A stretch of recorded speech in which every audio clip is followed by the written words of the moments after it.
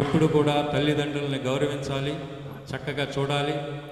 అట్లాగే గురువు గారిని కూడా సేవించాలి.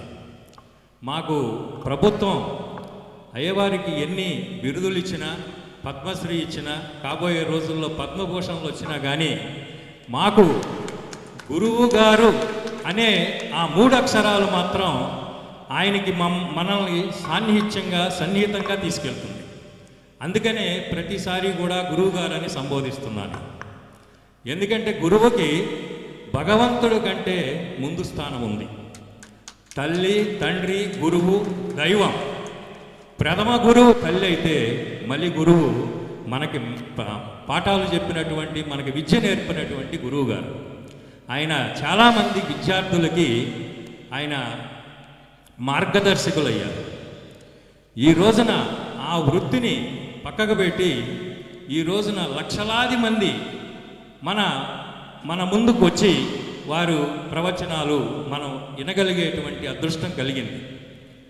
కాబట్టి అందరం కూడా ఆయన చెప్పేటువంటి మాటలు మనం విని దానిలో కొంత భాగం మనం ఆచరించడానికి ప్రయత్నం చేయాలి.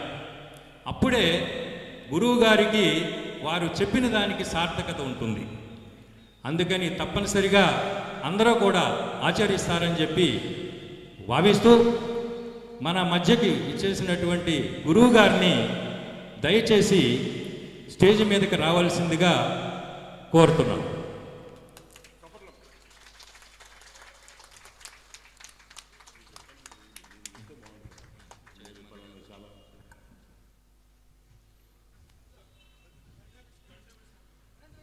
గౌరవనీయులు బండి రమేష్ గారు స్టేజ్ మీదకి రావాల్సిన కూడా విజ్ఞప్తి చేస్తున్నాను. అట్లాగే మన జనరల్ సెక్రటరీ రామారావు గారు, ప్రెసిడెంట్ గారు రామస్వామి గారు, చౌదరి గారు, మన చైర్మన్ గారు సత్కరించాలని కూడా విజ్ఞప్తి చేస్తున్నాం. ఒకసారి చెప్పట్లమ్మా.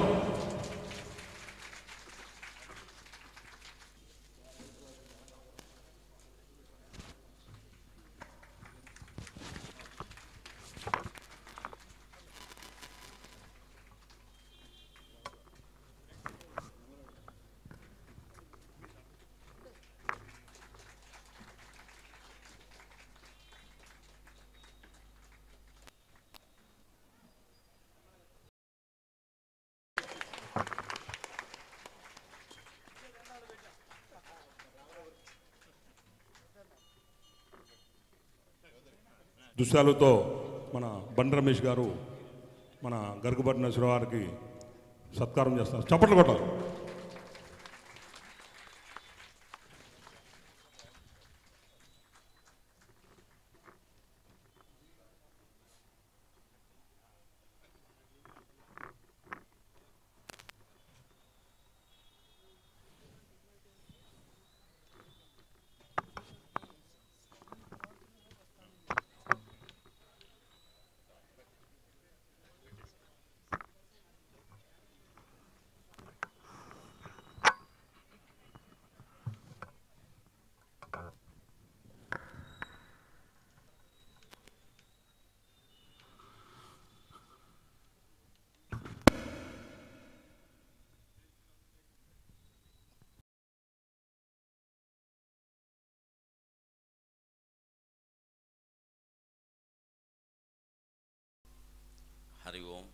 హరి ఓం.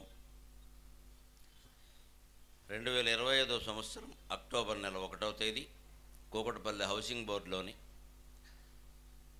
విజయ కనకదుర్గా సమేత ఈశ్వరాలయంలో హనుమంతుని సన్నిధిలో జరుగుతూ ఉన్న శ్రీ శంకరాచార్య స్వామి రచించిన భవానీ భుజంగ స్తోత్రం మీద ప్రవచనానికి మీకందరికీ హృదయపూర్వకంగా స్వాగతం పలుకుతున్నాం. మాతృదేవోభవ. ఆర్ద్రత్వపూర్ణ నయనాశ్రయ బాష్పబిందుం శీర్షేభిషించయ భవాంతరబంధ సింధూం. అమ్మా, ఆర్ద్రత్వపూర్ణ నయనాశ్రయ బాష్పబిందుం శీర్షేభిషించయ భవాంతరబంధ సింధూన్ దాస్యంతు తే హృదయగమ్య రసార్ద్రభావాన్ దాస్యంతు తే హృదయగమ్య రసార్ద్రభావాన్ మాతృత్వ సంస్కృత ఝరీ పరిపూతలోకాన్ మాతృత్వ సంస్కృత ఝరీ పరిపూతలోకాన్. తల్లి ఒళ్ళో పడుకుని ఉన్నప్పుడు మనం ఏదో అయోమయ స్థితిలో ఉంటాం, కానీ తల్లి కన్నీళ్లు గారుస్తూ ఉంటాం. గాథాసప్తస్థితిలో హాలుడు ఒక గాథ రాస్తాడు ప్రాకృత భాషలో. ప్రాకృత భాషలో గాథ అంటే మన తెలుగులో పద్యం. గాథ అంటే కథ కాదు, పద్యం. అందుకని గాథా సప్తశతి 700 గాథలు రాశాడు ఆయన పద్యాలు. వాటన్నింటినీ శ్రీనాథుడు తెలుగులోకి మార్చాడు. ఎప్పుడంటే నూనూగు మీసాలను చిన్నారి పొన్నారి చిరుత కోకటినాడు రచయింతితి మరుత్తరాట్ చరిత్ర నూనూగు మీసాల నూత్న యౌవనమున శాలివాహన సప్తశతి నడువితి అన్నాడు ఆ మహానుభావుడు. ఇంకా మీసాలు కూడా పూర్తిగా రాయన వయస్సులో 15-16 ఏళ్ల వయస్సులో ఆయన హాలుడు ప్రాకృతంలో రచించినటువంటి 700 గాథలని తెలుగులోకి అనువాదం చేశాడు శ్రీనాథ కవి సార్వభౌముడు. 15-16 ఏళ్ల వయస్సులో. ఇంకా అంతకంటే ముందే చిన్నారి పొన్నారి చిరుతకోకటి తండ్రి ఉపనయనం చేసి 8 ఏళ్ల వయసులో చిన్న పిలక పెట్టాడు నాకు. చిరుతకోకటి అంటే చిన్న పిలక. ఆ చిన్న పిలక పెట్టినప్పుడు నేను మరుత్తరాట్ చరిత్ర రచించాను అన్నాడు 8 ఏళ్ల వయస్సు. అది తెలుగువారి కావ్య వైభవం. ఎక్కడి నుంచి ఏ స్థాయికి వచ్చామో చూడండి. ఈవేళ నీ ఫోన్ నెంబర్ చెప్పబోయా అంటే 9848 అనేవాడు లేడు, 9848 అంతే. ఒకవేళ మనం తెలుగులో చెప్పినా వాడికి తెలియదు. ఆ స్థాయి నుంచి ఈ స్థాయికి వచ్చాము. అంతటి మహాకావ్యాలు రాయకపోయినా పర్వాలేదు, రాసినవి చదవనైనా కలగాలి కదా. అందుకోసమే నేను నా ప్రసంగాల్లో ఎప్పుడు మా అమ్మ ప్రార్థన చేసి ఎక్కువగా ఏముంటుందంటే కవిత్వం గురించి, కావ్యాల గురించి ఉంటుంది. ఇవాళ సాహిత్య పరిచయం లేకపోవడం వల్ల యువతరం చాలా నష్టపోతున్నారు. 60-70 ఏళ్ల వాళ్ళకి ఏమైనా కొన్ని తెలిసినేమో విషయాలు, కానీ పిల్లలకి ఏం తెలియదు. అన్నయ్య గారంటే ఎవరికి అన్నయ్య అంటాడంతే. తిక్కన్న అంటే ఆయనకి ఏమైనా తిక్క ఆ పేరు పెట్టేది ఏమిటంటాడు. అది తిక్కన్న కాదు, తిరుకన్న. తిరు అంటే స్త్రీ అని అర్థం. ఇప్పటికీ తమిళంలో స్త్రీ వాడరు, వాళ్ళకి వాళ్ళ భాష పట్ల పట్టుదల ఎక్కువ. తిరు అని వాడతారు ప్రతి వాళ్ళకి, స్త్రీ వాడరు. తిరుకన్న ఎవరు? ఏ తల్లి ఏ కొడుక్కి తిక్క అని పెట్టదు కదా, ఎందుకు పెడుతుంది? మనం తప్పు పలుకుతున్నాం, అందులో ఏదో ఉంది. అది తిరుకన్న. తిర్కన్న రా కింద కావొత్తు, పలుకుబడిలో కా కింద కావొత్తు అయింది మన కర్మ కొద్ది. తిరుకన్న అంటే స్త్రీ కలిగిన వాడు, సంపదలు కలిగిన వాడు. కావాలని తల్లిదండ్రులు ఆ పేరు పెడతారు, కానీ తిక్కని ఎందుకు పెడతారు? ఆ పేర్లు చాలా అందమైనవి. అలాగా గాథా సప్తశతిలో ఒక చోట ఏమంటాడంటే, గాథ ఎంత అందంగా ఉంటుందంటే ఏది ఏడవాలో నవ్వాలో తెలియదు అది వింటే. ఒక తల్లి భర్తను కోల్పోయింది. బిడ్డ, చంటి బిడ్డ, ఒంటరి, అటువారు ఇటువారు ఎవరూ లేరు పాపం. అయినా బిడ్డను పోషించుకోవాలి కదా. ఒక మార్గంలో పెడుతోంది, ఏదో ఊరెడదాం, ఏదో పాచి పని చేసుకుని బతుకుదాం, బిడ్డను పోషించుకోవాలి కదా. హోరున వాన కురుస్తోంది. ఆ వానలో ఓ చిన్న పాకలో చేరింది ఆవిడ. ఆ చూరు కింద ఉండి బిడ్డను పట్టుకుంది. అమ్మయ్య కాస్త వాన తగ్గాక పెడదాం, పాకలో ఉన్నాం కదా, ఎప్పుడు వానకి నేను బిడ్డ కూడా తడిసిపోతున్నాం. కాస్త వాన తగ్గితే పెడితే బిడ్డ వాన లేకుండా సుఖంగా ఉంటాడు కదా. లోపల కూర్చుంది, బాగానే ఉంది.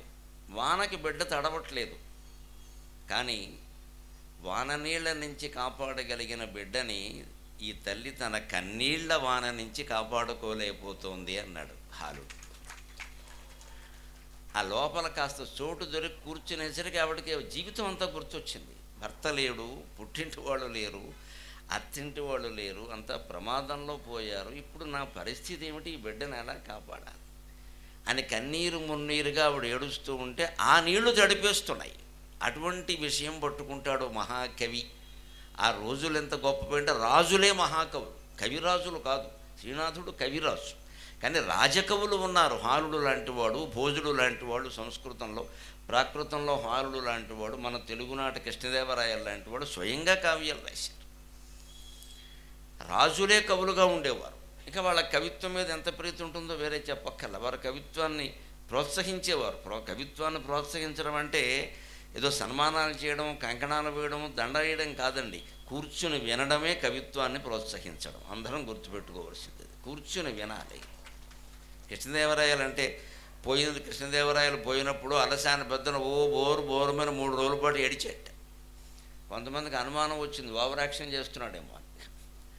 మిగిలిన కవుల వాళ్ళకి లేదు, వాళ్ళ భార్యలకు కూడా లేదు, అంత బాధ నీకేమిటయ్యా అన్నట్టు.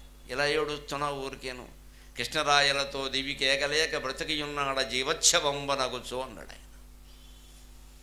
అటువంటి కృష్ణరాయలు పోయినప్పుడు నేను కూడా ఎందుకు ఇక్కడ ఉండి ఉపయోగం ఉండి జీవచ్ఛవంలా బతుకుతున్నాను అన్నాడు పాపం అలసాన పెద్దలు. అంటే ఒక ఆయనకు అనుమానం వచ్చి అడిగట్ట, ఎందుకు అంత బాధపడుతున్నావు ఆయన గురించి అంటే, రాజులు ఎక్కడైనా ఉంటారయ్యా, పోషించేవాళ్ళు ఎక్కడైనా ఉంటారయ్యా, 2 గంటలకు పైగా మేము కావ్యపఠనం చేస్తుంటే వినేటువంటి రాజకీయ నాయకుడు దొరుకుతాడా అన్నట్టు. నాకు పనుంది నాకు ఏముంటాయి, అదో రిబ్బన్ కటింగ్, జేబు కటింగ్ తప్పితే ఏం లేవు ఇక్కడ.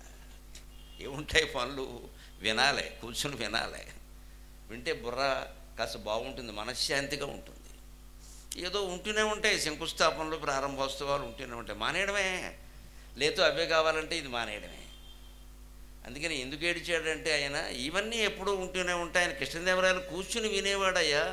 ఓ పక్క పగలు యుద్ధం చేసేవాడు, రాత్రి కావ్యపఠనం, భువన విజయం సభ పెట్టేవాడు ఆయన అని అన్నట్టు. అది వైభవం.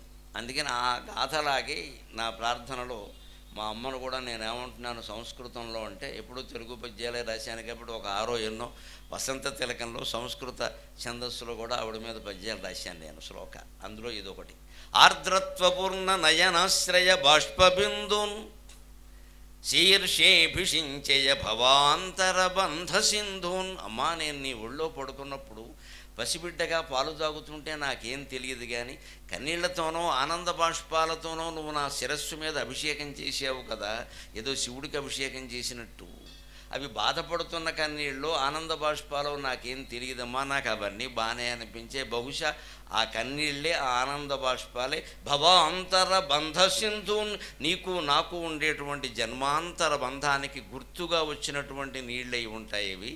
నీకు నమస్కారం తల్లి అంటున్నావు. భవాంతర బంధ సింధూన్ దాస్యంతు తే హృదయగమ్య రసార్ద్ర భావాన్ మాతృత్వ సంస్కృత ఝరీ పరిపోతలోకాన్. ఆనంద బాష్పాలే నాకు ఆశీర్వచనలుగా మారి ఈవేళ హృదయగమ్య రసార్ద్ర భావాన్, ఎన్ని వేల మంది కూర్చున్నా వాళ్ళందరి హృదయాలలోనూ గుర్తుండిపోయేటువంటి మాటలు చెప్పే అవకాశం ఇచ్చాయమ్మా. నీ ఆనంద బాష్పాలకి నమస్కారం, నీ ఆశీర్వచనాలకి నమస్కారం. మాట కేవలం మాటగా ఉంటే పని చేయదండి, అది సంస్కృత పరిపోతం కావాలి. సంస్కృతంలో ఉంటే మరీ మంచిది. అంటే సంస్కార పరిపూతం కావాలి. మాతృత్వ సంస్కృత ఝరీ పరిపూత లోకాన్. మాతృత్వం, పితృత్వం అనేటువంటి సంస్కారంతో పరిపూతం కావాలి ఒక జీవితం. బతకడం అంటే నువ్వెవరు అంటే నేను, మా ఆవిడ, మాకిద్దరు అంటే ఇంతకంటే దుర్మార్గుడు ఇంకొకడు లేడు. అమ్మా నాన్న ఏమయ్యారు? మా చిన్నతనంలో కుటుంబం అని ఒక పాఠం ఉండేది 2వ తరగతిలో, కుటుంబం అని. అక్కడ 6 బొమ్మలు ఉండేవి. 6 భార్య భర్త, వాళ్ళ తల్లి తండ్రి, భర్త గారి తల్లి తండ్రి, మరి అత్తగా మామలు కదా లెక్క. ఈవిడ తల్లి తండ్రి ఎక్కడ ఉంటారో వాళ్ళ తమ్ముడి ఇంట్లో ఉంటారు, అది లెక్క. ఈ భార్య భర్త, వాళ్ళ తల్లి తండ్రి, కింద 2 పిల్లలు, ఒక ఆడ ఒక మగ. ఇది మా కుటుంబము. పైన ఉన్నది మా తాత, పక్కన ఉన్నది మా అమ్మ, పక్కన ఉన్నది మా నాన్నగారు, పక్కన ఉన్నది మా అమ్మ, కింద ఉన్నది మా తమ్ముడు, పక్కన ఉన్నది నేను. ఇది మా పాఠం 2వ తరగతి. అంటే ఒక వెధవ కుటుంబం అంటే 6 ఉండాలరా అని మాకు తెలిసింది కనీసం. ఇవాళ 3 అంతస్తులు వెళ్ళా ఉంటుంది, 2 ఉంటారు, కనీసం 3 కూడా ఉండరు.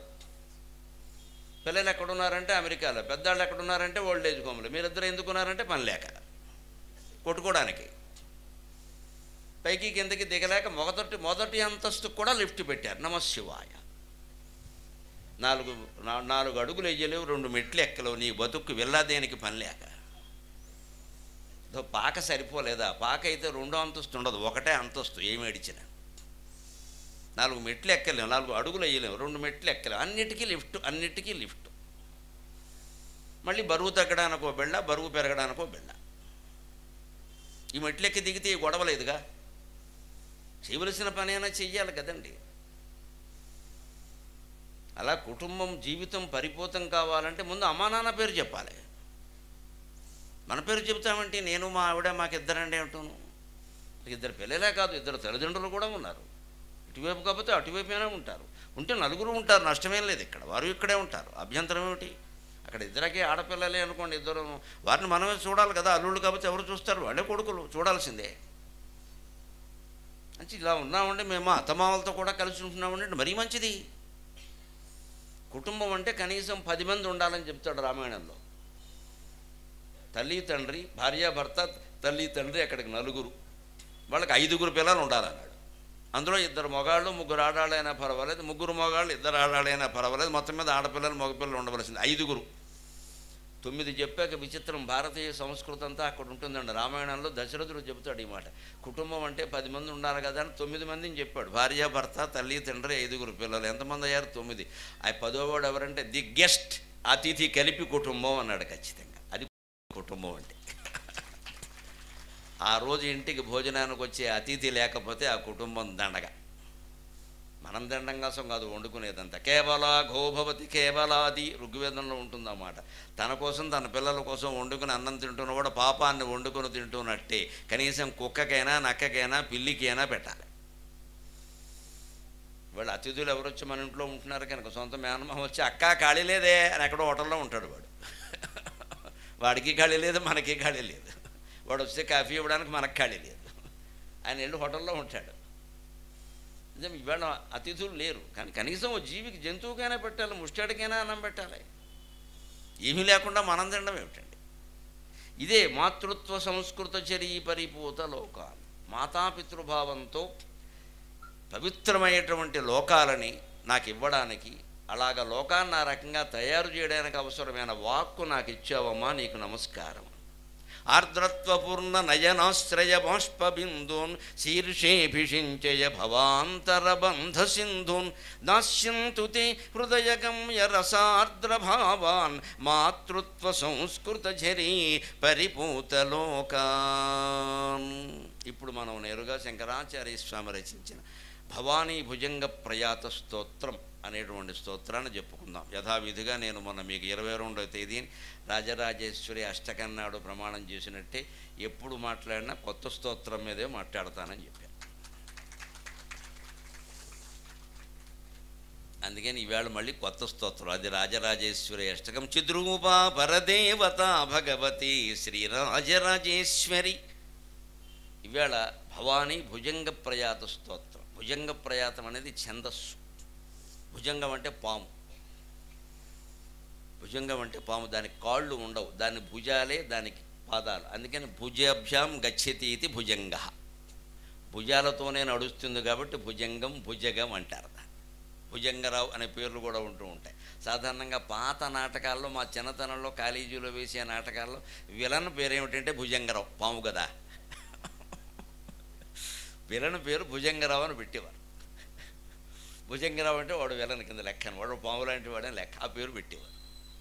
అలాగా భుజంగ ప్రయాతం అంటే ఈ ఛందస్సు ఎలా ఉంటుందంటే పాము నడిచినట్టుగా ఉంటుంది. లలా లా లలా లా లలా లా లలా లా లలా లా లలా లా లలా లా లలా లా. పాము ఇలా ఇలా ఇలా అన్నట్టే 4 ఊపులు ఉంటాయి ఇందులో. సరికి 4 యగణాలే. లలా లా లలా లా లలా లా లలా లా లలా లా లలా లా లలా లా లలా లా. త్వమర్కస్త్వమిందుస్త్వమగ్నిస్త్వమాపక త్వమర్కస్త్వమిందుస్త్వమాపస్త్వమగ్నిస్త్వమాపక త్వమాకాశభూవాయవస్త్వం మఖత్వం త్వమాకాశభూవాయవస్త్వం మఖత్వం త్వదన్యత్న కించిత్ ప్రపంచోస్తి సర్వం త్వదన్యత్న కించిత్ ప్రపంచోస్తి సర్వం త్వమాకాశ సంవిత్ స్వరూపా భవాని త్వమాకాశ సంవిత్ స్వరూపా భవాని. ఇలా పాము నడిచినట్టుగా ఉంటుంది. శంకరాచార్య స్వామి ఎంత గొప్ప కవిో అంత గొప్ప ఆకర్షకుడు కూడా, జనాన్ని ఆకట్టుకోవాలని ఇదే భుజంగ ప్రయాతంలో ఆయన సుబ్రహ్మణ్య భుజంగ స్తోత్రం, శివ భుజంగ స్తోత్రం, దేవీ భుజంగ స్తోత్రం, భవానీ భుజంగ స్తోత్రం, మహావిష్ణు భుజంగ స్తోత్రం, గణేష భుజంగ స్తోత్రం ఇవన్నీ రాశాడు. నా అదృష్టం, నాకు ఆ స్వామి కల్పించిన యోగ్యత ఏమిటంటే ఆయన రాసిన భుజంగ ప్రయాత స్తవాలు 10 ఉంటే ఇప్పటి వరకు దీంతో కలిపి 9 నేను మాట్లాడాను. ఇంకొకటి మహావిష్ణు భుజంగం ఉంది, అది ఎక్కడో మాట్లాడదాం వెంకటేశ్వర స్వామి ఆలయంలో. ఉన్నాయి బోల్డు రచనలు ఉన్నాయి, బోల్డు కావ్యాలు ఉన్నాయి, చెప్పుకోవాలి, మాట్లాడుకోవాలి, తెలిసిన వాళ్ళు చెప్పాలి. ఎంతసేపు ఒకటే మాట మాట్లాడడం కాదు ఇక్కడ. అవి శ్లోకాలు మళ్ళీ మళ్ళీ చెబుతూ సౌందర్య లహరి అనగానే శివశక్త్యాయుక్తో ఇంకో శ్లోకం రాదు. ఇంకా ఆ మొదటి శ్లోకమే ఓ 3 గంటలు పేకడం సరిపోయింది ఇక్కడ. దీని నుంచి బయటపడాలండి. విస్తృతమైన సాహిత్యం ఉంది మనకి, అందులో ఎంత అపూర్వమైన భావాలు ఉంటాయో ఇప్పుడు చూద్దాం. స్వామి శంకరాచార్య స్వామి భవానీ భుజంగ స్తోత్రాన్ని ఎంత జటిలమైన వ్యవహారంతో ప్రారంభించారో చూద్దాం. దాన్ని అత్యంత సులభం చేసుకుని అర్థం చేసుకునే ప్రయత్నం చేద్దాం. షడాధారపంకేరుహం తర్విరాజత్, షడాధారపంకేరుహం తర్విరాజత్, సుషుమ్నాంతరాళేతి తేజోలసంతీం సుధాం ద్రావయంతీం, సుధామండలం ద్రావయంతీం పిబంతీం, సుధామండలం ద్రావయంతీం పిబంతీం, సుధామూర్తిమీడే చిదానందరూపాం, సుధామూర్తిమీడే చిదానందరూపాం. భగవంతుడు మన ఇంట్లో ఉన్నాడు, అంతేకాదమ్మా మన ఒంట్లో ఉన్నాడు. మనం గమనించలేకపోతున్నాం. దుర్జటి కాళహస్తి మహత్యంలో చెబుతాడు, కాళహస్తి శతకంలో, కేదారాది సమస్త తీర్థములు కోర్కింజూడబోనేటికి కాదా ముంగిలి వారణాసి కడుపే కైలాస శైలంబు, కాదా ముంగిలి వారణాసి కడుపే కైలాస శైలంబు, నీ పదధ్యానము సంభవించునప్పుడే భావింపగా జ్ఞానలక్ష్మీ దారిద్ర్యులు గార్యలోకులకట శ్రీకాళహస్తీశ్వర. మన ఇంట్లో అష్టలక్ష్ములు ఉన్నాయండి, జ్ఞానలక్ష్మి ఒకటే లేదు. మీరు అష్టలక్ష్మి ఆలయానికి వెళ్ళండి, 8 మంది లక్ష్మీదేవుల పేర్లు ఉంటాయి. సంతానలక్ష్మి, సౌభాగ్యలక్ష్మి, విజయలక్ష్మి, వీరలక్ష్మి, వెంకటలక్ష్మి, శుభలక్ష్మి కూడా ఉంటాయి, అన్నీ ఉంటాయి.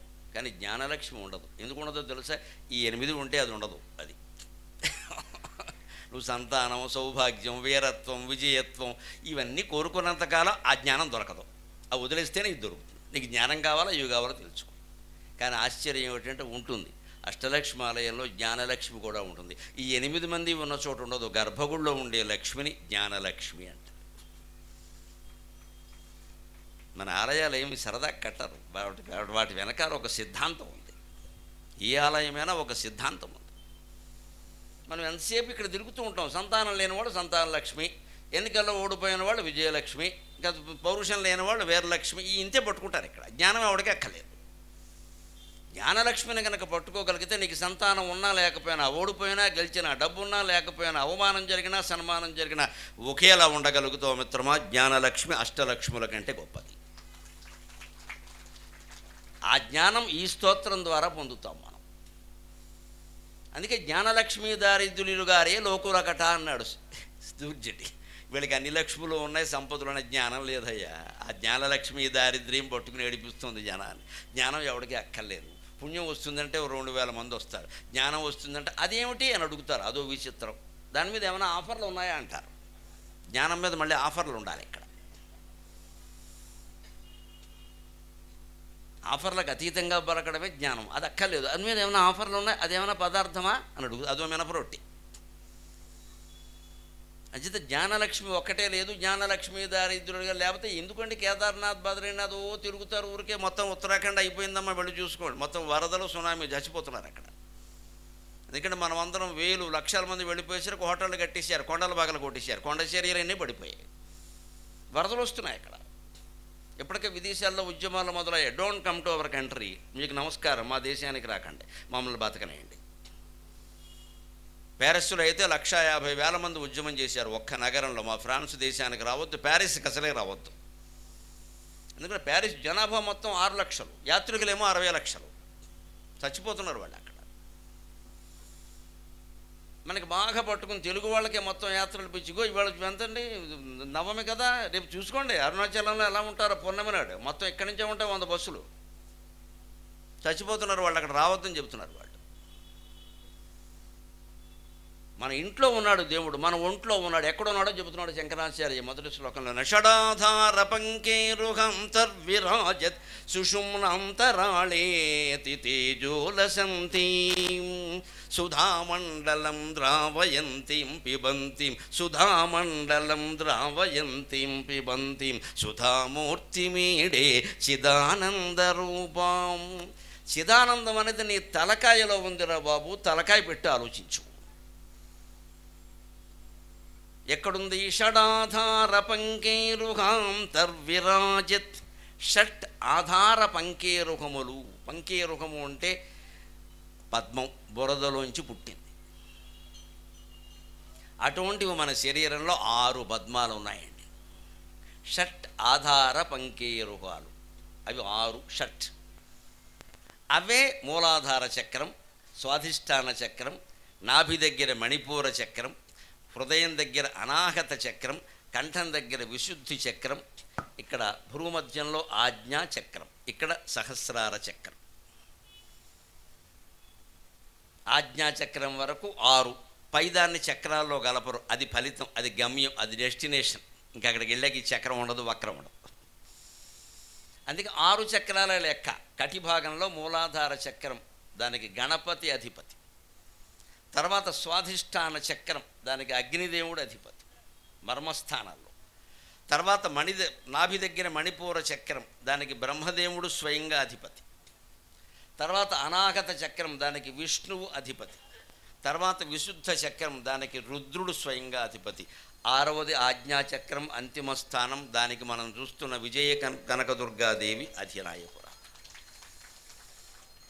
అక్కడ వరకు మనం వెడితే 6 మెట్లు ఎక్కితే ఆవిడ పైకి లాక్కుంటుంది సహస్రారం దగ్గరికి. సహస్రదళ పద్మస్థ సర్వవర్ణోపశోభిత సర్వాయుధర శుక్ల సంస్థిత సర్వతోముఖి సర్వోదనప్రియత చిత్త యాకింజంబా స్వరూపిణి.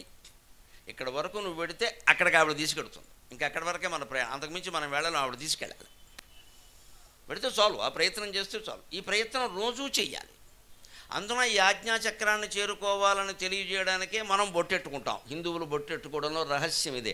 ఆడాళ్ళకి బొట్టేటండి అర్థం లేనమాట, మగాళ్ళు కూడా పెట్టుకోవాలి, అందరూ పెట్టుకోవాలి. హిందువైన ప్రతివాడు పెట్టుకోవాలి, దేవుడి మీద నమ్మకం ఉన్న ప్రతివాడు పెట్టుకోవాలి. అది కూడా ఎర్రబొట్టే పెట్టుకోవాలి. ఏ చీర కడితే ఆ బొట్టు కుదరదు, అది ఫ్యాషన్. అటువంటి వాళ్ళు ప్యారిస్ వెళ్ళడం మంచిది, ఇక్కడ ఉండొద్దు. చీరను బట్టి బొట్లు ఉండవు. నువ్వు ఏ చీర కట్టినా ఎర్రబొట్టు పెట్టాల్సిందే, లేకపోతే దైవానుగ్రహం కలగదు. ఇతర మతస్థులందరూ వాళ్ళ మత చిహ్నాలు హాయిగా ఏం మొహమాటం లేకుండా బాగాటంగా ధరిస్తారండి. మనకెందుకో ఈ దరిద్ర బాధ అర్థం కాదు. మన మత చిహ్నాలు మనం ధరించాం, మన బొట్టు మనం పెట్టుకోం, మన విభూతి మనం పెట్టుకోం. మనకి కుండలాలు కూడా బరువే. దానికి ఒక ఫ్యాషన్ లోలకులు వస్తాయి. అన్నీ ఫ్యాషన్ ఫ్యాషన్ ఫ్యాషన్. దీని నుంచి బయటపడాలి మనం. నువ్వు అవి ధరించడంలో ఏమవుతుందంటే, ఈ ఆజ్ఞాచక్రంలో కనుక బొట్టు పెట్టుకుంటే రోజు అద్దం చూసుకునేది బొట్టు సరిగ్గా ఉందా లేదా, అది చిన్న విషయం. అది ఇది చేరుకుందుకు నేను చేసిన సాధన ఏమిటి, ఎక్కడున్నాము, జీవుడు ఎక్కడున్నాము, ఒంట్లోనే ఉన్నాయి కదా అన్నీ. షడాధార పంకేరుహాంతరహ అన్నాడు కదా. ఆధార పద్మాలైనటువంటి 6 చక్రాల లోపలే ఉందయ్యా అమ్మవారు. లసంతీం విరాజత్ సుషుమ్న అంతరాళే. ఈ 6 చక్రాల స్థానం మధ్యలో సుషుమ్న నాడి ఉంటుంది. సుషుమ్న బాగా సూక్ష్మంగా ఉంటుంది, విపరీతమైన కాంతిమంతంగా ఉంటుంది. ఈ మధ్య ఆ నాడి యొక్క వర్ణాన్ని, దాన్ని తేజస్సుని అదృష్టవశాత్తు అపూర్వమైన పరిశోధనల తర్వాత నాసా వారు కనుక్కోగలిగారు. నాసా వారు కూడా కనుక్కున్నారు. దేహం మీద అనేక రకాల పరిశోధనలు చేస్తూ వాళ్ళు అన్నది ఏమిటంటే, ఈ దేహం సంగతి మాకు ఎంతవరకు అర్థం కాలేదు, కానీ మాకంటే కొన్ని లక్షల ఏళ్ల క్రితమే హిందూ పురాణాలకు అర్థమైందని చెప్పారు వాళ్ళు. ఖచ్చితంగా మొహమాటం లేకుండా అంగీకరిస్తున్నాం ఆ విషయం. ఎందుకంటే శరీరంలో ఒక మూల, ఒక కేంద్రం నుంచి దివ్యమైన కాంతి వెలువడుతుంది. ఎక్కడా ఉండదు ఆ కాంతి. 1000 ట్యూబ్లైట్లు కాదు, ఫ్లడ్ లైట్లు కాదు, 1000 మంది సూర్యులు వెలిగినా ఆ కాంతి ఉండదు. అది మానవ శరీరంలోనే ఉంది. పైగా దాని నుంచే మొత్తం శరీరానికి విద్యుత్ అందుతోంది అన్నారు. దాని నుంచే మొత్తం శరీరానికి అందుతోంది. ఎప్పుడు చెప్పారండి? వేదాల్లో చెప్పారు. సయేష ఇక ప్రవిష్ట ఆనకాగ్రేభ్యక ప్రాణన్నేవ ప్రాణో నామ భవతి వదన్వాక్ పశ్యన్ చక్షు శృణ్వన్ శ్రోత్రం మన్వానో మనయితి తాన్యేతస్య కర్మనామాన్యేవ. వేదంలో ఉన్నమాట ఇది. అది ఎక్కడుందంటే సయేష ఇక ప్రవిష్టగా విశ్వమంతా వ్యాపించినటువంటి జ్యోతి ఉందే, పరం జ్యోతి పరం ధామ పరమాణు పరాత్పర పాశహస్త పాశహంత్రి పరమంత్ర విభేదిని. ఆ పై 4 మాటలు ఉన్నాయి. పరం జ్యోతి పరం ధామ పరమాణు పరాత్పర, ఆ 4 జ్యోతి. అది పరం జ్యోతి, అది పరం ధామ, గొప్ప గేహం, గొప్ప ఇల్లు, గొప్ప నిలయం, దాన్ని మించింది లేదు ఇంకా. పరమాణువు అది చాలా సూక్ష్మంగా ఉంటుంది. అదే పరాత్పర, నువ్వేది పరం అనుకుంటున్నావో దానికంటే పరమది. అదే అమ్మవారు, అదే భవానీదేవిగా మాట్లాడుకుంటున్నాం. అదే ఆవిడే అక్కడ విజయ కనకదుర్గాదేవిగా ఉంది. పేరు మారింది తప్పితే విషయం ఒకటే. అది మన శరీరంలో ప్రవేశించి ఉంది. అది ప్రాణన్నేవ ప్రాణో నామ భవతి. ఊపిరి తీస్తున్నప్పుడు ప్రాణవాయువు నువ్వు దేన్ని అంటున్నావో అది అదే, తీయడానికి కారణం అది. అది లేకపోతే ఇదేముండదు. వదన్వాక్, మాట్లాడుతుంటే వాక్ వస్తుందంటే కారణం ఆసక్తి. పశ్యన్ చక్షు, చూడ్డానికి ఉపయోగించే జ్యోతి, కంటి చూపు ఆసక్తి. శృణ్వన్ శ్రోత్రం, వినడానికి ఉపయోగించే వినికిడి శక్తి కూడా అదే. అన్నింటికీ ఒకటే బ్యాటరీ. ఒకే బ్యాటరీ ఒక యంత్రంలో వేస్తే అనేక రకాల పనిచేయట్లా. ఈ శరీరంలో వేసిన బ్యాటరీ ఏమిటంటే అమ్మవారు, అదే శక్తి. తాన్యేతస్య కర్మనామాన్యేవ, లోపల ఉండే చిద్రూపా పరదేవత ఉంది, చిదానందరూపాం సుధామూర్తిం ఈడే. ఆ చిదానంద స్వరూపమైన అమృతమూర్తినే ఈడే. సంస్కృతంలో ఈడే అంటే నేను స్తోత్రం చేస్తున్నాను అని అర్థం. శివం శంభుమీశానమీడే అని ఇంకోటి ఉంది శంకరాచార్య స్తోత్రం. ఈశానం ఈడే, ఈడే అంటే స్తోత్రం చేస్తున్నాను. అందుకని అది మన శరీరంలోనే ఉంది. అది ఉండడం వల్లే మనం చేయగలుగుతున్నాం. లేకపోతే చేయలేమనడానికి మృతదేహం ఉదాహరణ. అందులో ఆ శక్తి, ఆ జీవశక్తి లేదు కాబట్టి ఏం చేయట్లా. అంతవరకు అన్నీ చేస్తోంది, వింటోంది, మాట్లాడుతోంది, అన్నం తింటూ అన్నీ చేస్తోంది. ఒక్కసారిగా అన్నీ ఆగిపోయాయి. ఎప్పటి వరకు బాగానే ఉన్నాడమ్మా, ఇప్పుడో పోయాడు. ఇప్పటి వరకు బాగుండకపోతే ఇంతకుముందే పోయేవాడు, అదో వ్యాఖ్యానం. నిన్నటి వరకు బాగానే ఉన్నాడు, లేకపోతే నిన్న పోయేవాడుగా. ఎవడైనా పోయే వరకు బాగానే ఉంటాడు. మరీ బాగుండకపోవచ్చు కానీ ఎంతో కొంత బాగుంటాడు. మరి ఒక్కసారిగా ఎందుకు పోయిందండి? ఇన్ని 100 ఏళ్ల బట్టి ఇంత శాస్త్రజ్ఞులు ఇంత పరిశోధన చేస్తున్నా ప్రాణం ఇందులోకి ఎలా వచ్చింది అనేది ఎవడూ చెప్పలేదు, ప్రాణం పోయింది అనేది ఎవడూ చెప్పలేదమ్మా. ఆ మాట చెప్పింది ఒక్క వేదం ఒక్కటే, ఒక్క వేదం ఒక్కటే. నువ్వు భగవంతుడిని నమ్మే వరకు ఆ విషయం అర్థం కాదు. నువ్వు ప్రయోగశాల నిండా గొట్టాలు గొడుగులు ఎన్ని పెట్టినా నీకు అర్థం కాదు. అది ఆధ్యాత్మికమైనటువంటి రక్తాన్ని పాశ్చాత్య విజ్ఞానానికి జోడించే వరకు వాళ్ళ అజ్ఞానం పోదు. వాళ్ళ అజ్ఞానం సంగతి పక్కనట్టండి, మన అజ్ఞానం పోవాలి కదా. మనకింత విజ్ఞానం ఉండి మనం అజ్ఞానంలో ఉంటే అలాగా వాళ్ళ కర్మ వాళ్ళు ఉంటే ఉంటారు. అంచేత భౌతిక పరిశోధనలు ఎన్ని జరిగినా ఈ లోకం బదులు ఇంకో లోకం దొరకవచ్చు, ఇంకేదన్నా అవ్వచ్చు. కానీ అంతకంటే ఏం కాదు ఇక్కడ. ఇంకాస్త ఎక్కువ సుఖం, ఇంకాస్త ఎక్కువ భోగం, ఇంకాస్త ఎక్కువ డబ్బు, ఎందుకు ఇంకాస్త ఎక్కువ అందం. ఏం చేసుకుంటావు, ఎప్పటికైనా పోయేదే. అన్నీ ఇంకాస్త ఎక్కువ, ఇంకాస్త ఎక్కువ, ఇంకాస్త ఎక్కువ. ఆ ఇంకాస్త ఎక్కువ అనేసరికి మనం లక్షలు పెట్టి వస్తువులు కొనేస్తున్నాం షాపింగ్లు చేసేసి. నువ్వు ఎంత వెతికినా ఇది ఇంతేనయ్యా, ఈ లోకంలో నీకు ఆనందం దొరకదు మిత్రమా, నువ్వు పిచ్చిమాలోకం అయిపోతావు. నీ లోపలికి వెళ్ళి నీకు ఆనందం దొరుకుతుంది. ఈ షట్చక్రాల మధ్యలో సరిగ్గా ఇక్కడి నుంచి మనం సాధన చేయడం అంటే కుండలిని శక్తి ఉంది లోపల, దాని మీద దృష్టి పెట్టాలి. అంటే మన ఊపిరి ముందు కుండలిని శక్తి అంటే ఊపిరి, ప్రాణవాయువు. అది ఇలా పైకి కిందికి పైకి కిందికి పైకి కిందికి వస్తుంది కదా. పైకి ఉంటే విశ్వాసం అన్నారు, వదిలిపెడితే నిశ్వాసం అన్నారు, మధ్యలో ఆపితే కుంభకం అన్నారు. పూరకం, కుంభకం, రేచకం. ఆ కుండలిని శక్తి అంటే ఆ వాయు రూపం మీదే నువ్వు దృష్టి పెట్టు. దానికే కావాలంటే నామాన్ని జోడించు, లేదు నామాన్ని జోడించకుండా కూడా దాన్నే శ్వాస మీద ధ్యాస పెట్టి చూడగలిగితే అది అద్భుతమైన విషయం, చేయొచ్చు. అదే చేయమని చెప్తున్నారు ఇక్కడ. షడాధార పంకేరుహాంతర్విరాజత్, ఈ షట్చక్ర పద్మాల మధ్యలో విరాజిల్లుతోందమ్మా ఒకటి. అదేమిటి? సుషుమ్నా నాడి. సుషుమ్న అంతరాళే అతి తేజోలసంతీం, ఆ సుషుమ్నా నాడి యొక్క మధ్యలో అత్యంతమైన తేజస్సుతో ప్రకాశిస్తున్నావమ్మా, నీకు నమస్కారం భవానీదేవి అన్నారు. ఈ సుషుమ్నా నాడిని పట్టుకోవాలంటే ఒక లెక్క ఎక్కడుంది, ఈ షట్చక్రాలు ఎక్కడున్నాయో తెలుసా?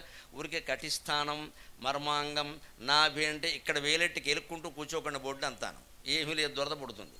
అక్కడ ఏమీ లేదు, అవి వెన్నుపూసలో ఉన్నాయి. మన వెనకాల ఉండే వెన్నుపూసలో సరిగ్గా ఈ కటి భాగంలో ఇక్కడ వెన్నుపూస తయారవుతుంది. ఇక్కడి నుంచి ఇంతవరకు ఉంటుంది వెన్నుపూస, తల దగ్గర ఉండదు, ఇంతవరకు ఉంటుంది. ఆ వెన్నుపూసే దేవాలయంలో ధ్వజస్తంభం. అది గొప్ప పరిజ్ఞానం, అది మనలో మనమాట. దేవాలయంలో ధ్వజస్తంభం వెన్నుపూస. గుండెల్లో ఉండే శివుడే గర్భగుడిలో శివుడు. అందుకే మీరు గమనించండి, ధ్వజస్తంభం గర్భగుడిలో ఉండే శివుడి కంటే పైకి ఉంటుంది. ఎందుకని? గుండెల్లో శివుడు ఇక్కడ ఉన్నాడు, వెన్నుపూస ఆయన కంటే పైన ఉంది. పైగా ధ్వజస్తంభానికి ఏకాండి కొయ్య వాడతారు. మధ్యలో అతుకులు అవి ఉండకూడదు, విరిగిపోయి ఉండకూడదు, పుచ్చిపోయి ఉండకూడదు. చాలా పరీక్షలు చేస్తారు దానికి ఎక్కడి నుంచో దండకారంజ నుంచి లారీలు తెప్పిస్తారు. ఎన్ని లక్షలు ఖర్చు అయినా సరే మన ఇంట్లో వాడకుండా వదిలేసిన భోగి మంటల్లో వేసే కట్టెలు పట్టుకొచ్చి దాన్ని తయారు చేయరు. ధ్వజస్తంభానికి ఏకాండి కొయ్య వాడతారు. ఇక దాని అతుకులు బతుకులు కుదరవు అక్కడ. వెన్నుపూస అలాగే ఉంది. మరి ఇప్పుడు ఆ బోన్కి ఏమైనా యాక్సిడెంట్ అయిందో ఏమవుతుందో తెలుసు కదా, అన్నీ పోయే. ఇంకా ప్రమాదం జరిగితే ఒకసారి వెన్నుపూస విరిగిపోతుంది, ఇంకేముండదు ఇక్కడ. మొత్తం అన్నిటి నుంచి ఆజ్ఞ ఎక్కడ వెన్నుపూస నుంచి వస్తుంది. ఆ వెన్నుపూసలో ఈ మూలాధార చక్రం ఎక్కడుంది అంటే మన కటిభాగం ఉండే చోట ఉంది, వెనక ఉంది. కటిభాగం ఏమి లేదు ఇక్కడ, నొక్కుంటే ఉపయోగం ఏం లేదు ఇక్కడ, మసాజ్ అంతే. అలాగే మర్మాంగం ఉండేదానికి వెనక సరిగ్గా దానికి ఈ మర్మాంగం లేతే నాభి లేతే హృదయం అనేవి పాయింటింగ్, చూడడానికి నీకు చెప్పడానికి ఉపయోగపడుతున్న ఇది అని చెప్పేసి ఇక్కడ చూపిస్తే దీనికి వెనక్గా వెన్నుపూసలో స్థానంలో వెతకాలి.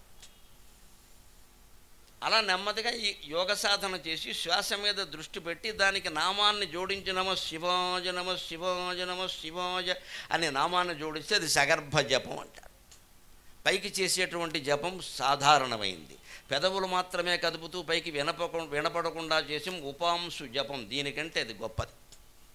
కేవలం మనస్సులో చేసేటువంటి జపం మానసిక జపం, అది ఇంకా గొప్పది. ప్రాణవాయువుకి జోడించి చేసేటువంటి జపం సగర్భ జపం, అది అన్నిటికంటే గొప్పది. అది తుర్యగా అతీత స్థితి. ఆ జపం చేస్తే నెమ్మదిగా ఇక్కడ ఉన్నటువంటి వాయువు ఉందే, ఈ వాయువు ఇక్కడి నుంచి కదిలి ఇలా పైకి వెళ్ళడం ప్రారంభిస్తుంది. ఆ వెళ్ళినప్పుడు నెమ్మదిగా షడాధార పంకేరుహాం తర్విరాజత్ ఒక్కొక్క చక్రాన్ని దాటుకుని వెడుతుంది. అది మూలాధార చక్రం దాటగానే మృదంగ ధ్వని వినపడుతుంది, స్వాధిష్టాన చక్రం దాటగానే వేణునాదం వినపడుతుంది, మణిపూర చక్రాన్ని దాటగానే శంఖధ్వని వినపడుతుంది, అనాగత చక్రాన్ని దాటగానే ఆనందదాయకమైన విషయం గుళ్ళో గంట కొట్టిన చప్పుడు వినపడుతుంది, ఘంటానాదం వినపడుతుంది. అందుకే దాని పేరేమిటో చూడండి, అనాగత. గుళ్ళో గంట, అనాగత అంటే ఎవరూ కొట్టలేదు, నా ఆగత. ఆగత అంటే కొట్టబడిన, అనాగత అంటే కొట్టకుండానే. అంటే గుళ్ళో గంట మనం కొడితే మోగుతుంది, గుండెల్లో గంట నువ్వు కొట్టకుండానే మోగుతుంది మిత్రమా, అది అనాగత చక్రం. అది శ్రీ మహావిష్ణు స్థానం. అక్కడికి చేరుకుంటాం. సరిగ్గా ఇక్కడే ఉండదు, మళ్ళీ ఇక్కడ ఊరికే మనం వేసుకున్న హారమే ఉంటుంది. ఇక్కడ గుండెలో ఉన్న ఊరికే నరాలు ఇవే ఉంటాయి, కండరాలు. దీనికి వెనకాల వెన్నుపూసలో ఉంటుంది ఆ స్థానం. అక్కడ పనిచేస్తుంది అది. అక్కడి నుంచి విశుద్ధ చక్రం కంఠం దగ్గరికి వచ్చేసరికి అక్కడ విశుద్ధ చక్రం. అక్కడి నుంచి వెన్నుపూస పని అయిపోయింది, ఇంకా అక్కడి నుంచి ఆజ్ఞాచక్రానికి వెళ్ళాలి. అది ఇక్కడి నుంచి ఇలాగే వెళ్ళాలి. కానీ ఈ సుషుమ్నా నాడి ఎక్కడ ఉంటుందంటే ఈ వెన్నుపూసలో మొత్తం 6 చక్రాల మధ్యలో, వెన్నుపూస మధ్యలో సన్నగా ఒకనాడు ఉంటుంది. అదే అత్యంతమైన కాంతితో ఉంటుంది. నాసా వారు కనిపెట్టిన తేజస్సు అదే, అమితమైన తేజస్సు, అమితమైన తేజస్సు. వాళ్ళకి పూర్తిగా దొరకల ఆ తేజస్సుకు మూర్చిపోయారు. కానీ ఏదో ఉంది అని బహుశా హిందూ పురాణాలు చెప్పింది ఇదేనేమో అన్నారు. సన్నాసులు గ్యారంటీగా ఇదే అనడానికి ఆత్మాభిమానం ఒప్పుకోదుగా, అహంకారం ఒప్పుకుంది. బహుశా అన్న, ఈ బహుశాలన్నీ ఏమవుతాయంటే ఇంకో 2 ఏళ్ళు పోతే అన్నీ తేలుతాయి. ఇప్పుడు వీళ్ళు చెప్పే వరకు మనం కూర్చుంటాం. ఇక్కడ హిందువులమై ఉండి భారతీయులమై ఉండి ఇంత అపూర్వ విజ్ఞానం పెట్టుకుని నాసావాడు మనకి నాసావాడు కంటే ముందు వ్యాస భగవానుడు చెప్పాడండి, ఆయన మాట నమ్ముదామా వీళ్ళ మాట నమ్ముదామా? ఆ సాధన చెయ్యాలి. అలా చేస్తే నీ ఇంట్లోనే ఉంది కదయ్యా, ఇంకెక్కడ గడుతున్నావు అన్నారు. సుషుమ్నం తరాళే అతి తేజోలసంతి, అత్యంతమైన తేజస్సుతో ప్రకాశిస్తుందయ్యా, దాన్నే అమ్మవారు అన్నారు. ఇక్కడ శివాలయంలో శివుడు అంటారు, కుమారస్వామి ఆలయంలో సుబ్రహ్మణ్యుడు అంటారు, గణపతి ఆలయంలో గణపతి అంటారు, విష్ణు ఆలయంలో విష్ణువు అంటారు, వెంకటేశ్వర స్వామి ఆలయంలో వెంకటేశ్వర స్వామి అంటారు. వెరసి నీ శరీరంలో నువ్వు అంటారు మిత్రమా, నా శరీరంలో నేను అంటారు. రెండూ ఒకటే, అది ఒకటే. అది తత్వం. మన ఫిలాసఫీ అని తెలుగులో ఏమంటారంటే తత్వం అంటారు. అంతకంటే గొప్ప మాట ప్రపంచ భాషల్లో ఎక్కడా లేదు. తత్వం. తత్వం అంటే ఏమిటంటే తత్, ఆ పరబ్రహ్మ పదార్థం, త్వం అది నువ్వే, అది తెలుసుకో, ఇంకేం అక్కర్లేదు. అదే విష్ణువు, అదే శివుడు, అదే అమ్మవారు, అదే నువ్వు. నీకు ఎందుకు తెలియట్లేదంటే నేను అనగానే ఇక్కడ పేరు పెట్టుకున్నాం, మగ ఆడ పెట్టుకున్నాం, కులం పెట్టుకున్నాం, మతం పెట్టుకున్నాం, పొడుగు పొట్టి రంగు రుచి వాసన యథవ భౌతిక ధర్మాలు రసాయనిక ధర్మాలు, ఈ సైన్స్లో ఉండే పరిభాష అంతా పెట్టుకున్నాం. గడ్డి గాదం అంటారు దీన్ని వేదాంతంలో. ఈ మొత్తం గడ్డి గాదం తీసే. ఇది తీసేస్తే కానీ అర్థం కాదు. అది తీసేసిన వాడే రమణ మహర్షి, అది తీసేసిన వాడే కంచి పరమాచార్య, అది తీసేసిన వాడే జిడ్డు కృష్ణమూర్తి, అది తీసేసిన వాడే షిరిడి సాయిబాబా. ఇంకెన్ని ఉదాహరణలు చెప్పమంటారు, ఎన్ని చెప్పమంటారు? మహానుభావులు అంటే వాళ్ళు బతికితే వాళ్ళ బతకాలి. అవి తీసేయాలి క్రమంగా. ఇంక పట్టు కూర్చుంటావు, ఎంతకాలం పట్టు కూర్చుంటావు? అందుకే వాళ్ళకి ఎవరు ఎన్ని లక్షలు ఇచ్చినా పాద పూజలు చేసినా ఏమి కిరీటాన్ని తోసే ఏదో గడ్డి. లోపల నేను చూసుకుంటూ ఉంటే నువ్వే ఉంటాయా ఇక్కడ వచ్చి ఏదో చేస్తావు, ఎవరికి కావాలి?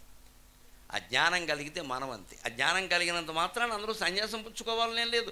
సంసారంలో ఉంటూ కూడా ఈ సమస్తాన్ని తొలగించి పరమాత్మగా వెలుగొందినవాడు శ్రీకృష్ణస్వామి అండి. కృష్ణం వందే జగద్గురం, కృష్ణం వందే జగద్గురం. ఒక్క సంసారం కాదండి, ఆయన ఇల్లు బంగారంగా 16,000 సంసారాలు చేసి. గ్యాస్ కార్డు ఎక్కడదో, ఆధార్ కార్డు ఎక్కడదో కనపడితే అడగాలి. ఆజ్ఞాచక్రం వరకు మనం సాధన చేస్తే అక్కడికి చేరుకున్నాక ఎరుపు రంగు బొట్టు చిన్నంగా ఎర్రని చీర కట్టుకుని ఉంటుంది అమ్మవారు. లలితా సహస్రంలో ఉండే మాటనేమో అరుణారుణ కౌసుంభ వస్త్ర భాస్వత్ కటీతటి. అరుణారుణం అంటే లేత ఎరుపు రంగు, ఇంకా కాస్త ముదురెరుపు కూడా అవుతుంది, లేతగా ఉండి ముదురెరుపు అవుతుంది. అరుణారుణ కౌసుంభ వస్త్ర భాస్వత్ కటీతటి. సృష్టి చేసే ముందు అమ్మవారు ఆ చీర కట్టుకుంటుంది. ఎందుకంటే రజోగుణమే సృష్టి, సత్వగుణంలో ఉండే సృష్టి ఉండదు. రజోగుణం వల్లే మనం పిల్లల్ని కంటాం, రజోగుణం వల్లే పెళ్లి చేసుకుంటాం. ఎక్కువ వివరించాల్సిన అవసరం లేదు. రజస్వల అర్థమైతే అన్నీ అర్థమవుతాయి. రజస్వల అన్నారు, ఎందుకన్నారో అర్థమైతే అన్నీ అర్థమవుతాయి. ఆ తర్వాతే సంతానం కలిగింది. అంత శాస్త్రీయంగా ఉంటుంది హిందూ భాష. హిందూ సాంకేతిక పదాలన్నీ లెక్కగా ఉంటాయి. అక్కడ సుధామండలం ద్రావయంతిం పిబంతిం.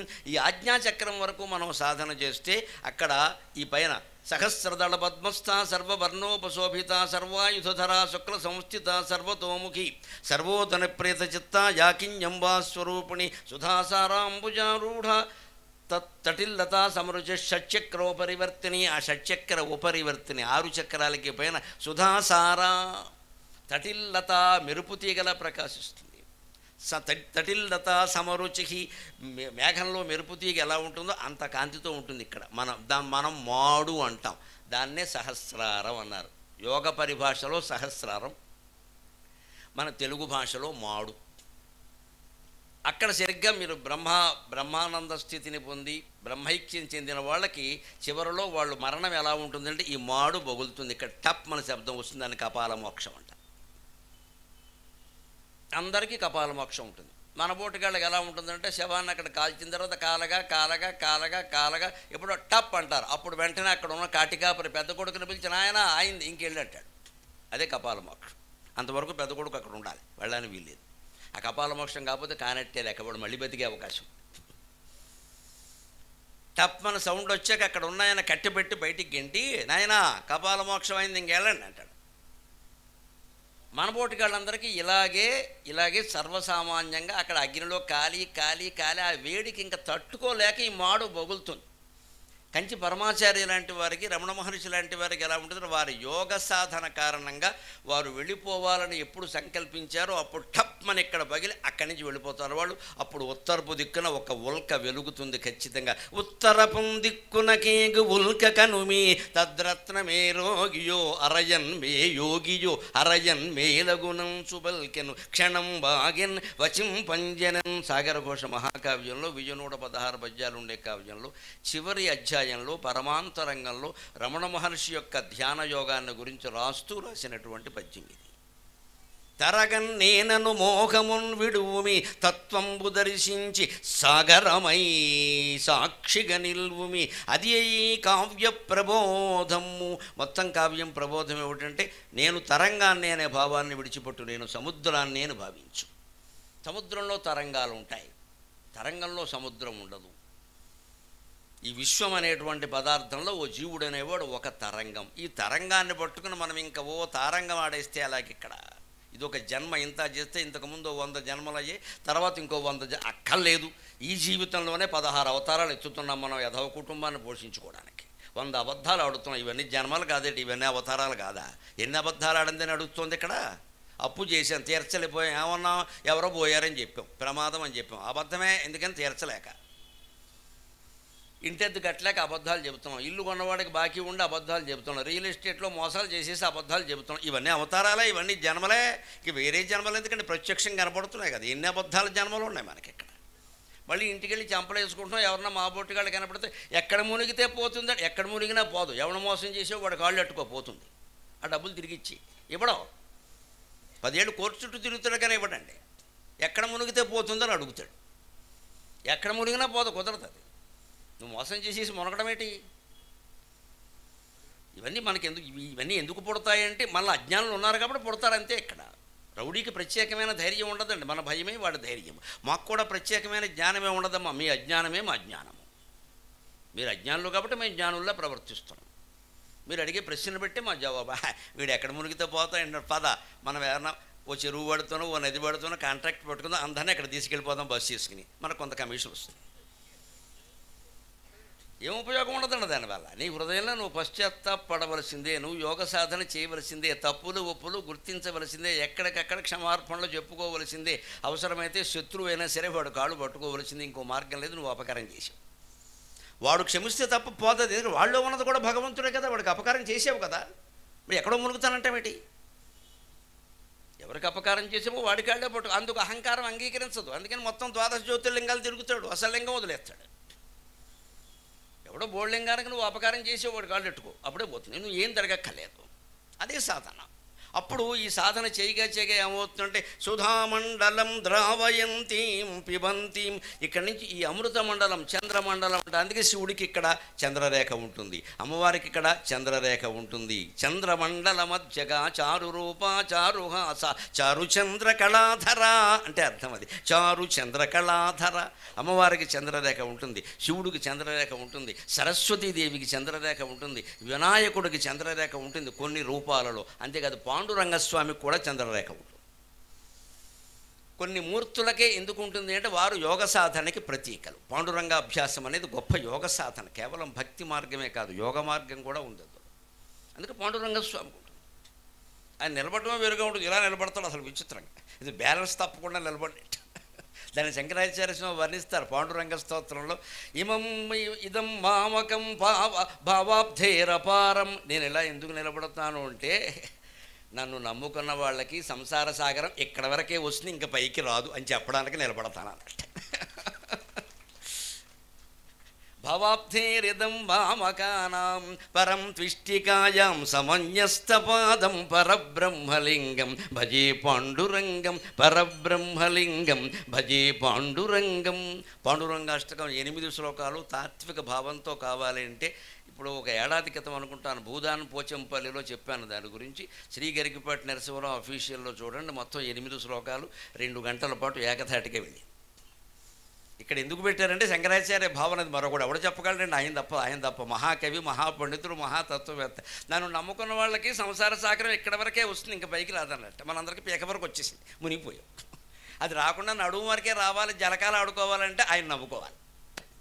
అందుకని ఆయన ఎలా చేతులు పెడతాడు. నిజానికి ఎందుకు పెట్టాడు? పుండరీకుడు మహాభక్తుడు. ఆయన పిలిచాడు, ప్రార్థన చేస్తుంటే హే కృష్ణ ముకుంద మురారి అని పిలుస్తుంటే ఉండలేక వైకుంఠం నుంచి వచ్చేసాడు బాలకృష్ణుడు. వచ్చేస్తే ఆయన బయట నిలబడ్డాడు. ఈయన విచిత్రమైన మనిషి. శ్రీకృష్ణుడు వచ్చి బాలకృష్ణుడు బయట నిలబడితే ఏమయ్యా నేను ఇక్కడ నిలబడ్డానా అంటే మా నాన్నగారికి పాలసేవ చేస్తున్నాను, ఆయన ఇంకా పడుకోలేదు, బయట నుంచోమన్నాడండి. That is Indian culture, that is Indian culture. భగవంతుడిని గుమ్మంలో నిలబెట్టిన భక్తులు ఉన్నారండి ఇక్కడ. ఇది అహంకారం కాదమ్మా, సేవాభావం, సేవ, కర్తవ్య నిర్వహణ. నా తండ్రి నాకు ఎక్కువ, ఆయన పడుకున్నాడు, ఆయన పడుకోకుండా నేను బయటికి రాకూడదు.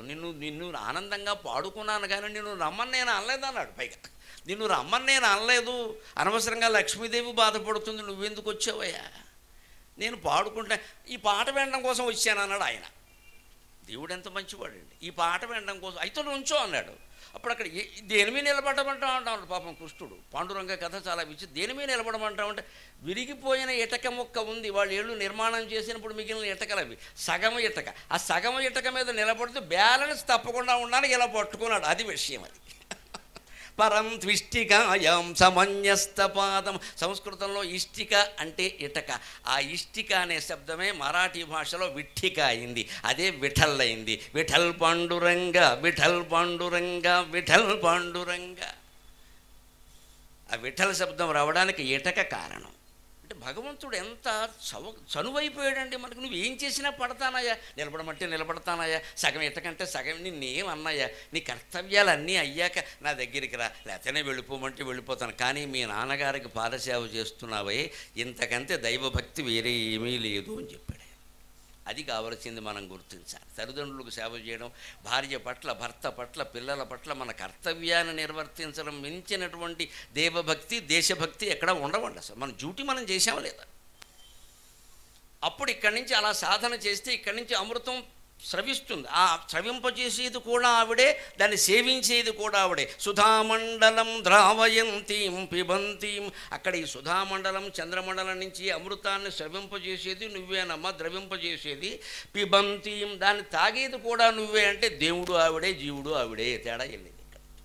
సుధామూర్తి మీడే చిదానంద రూపం.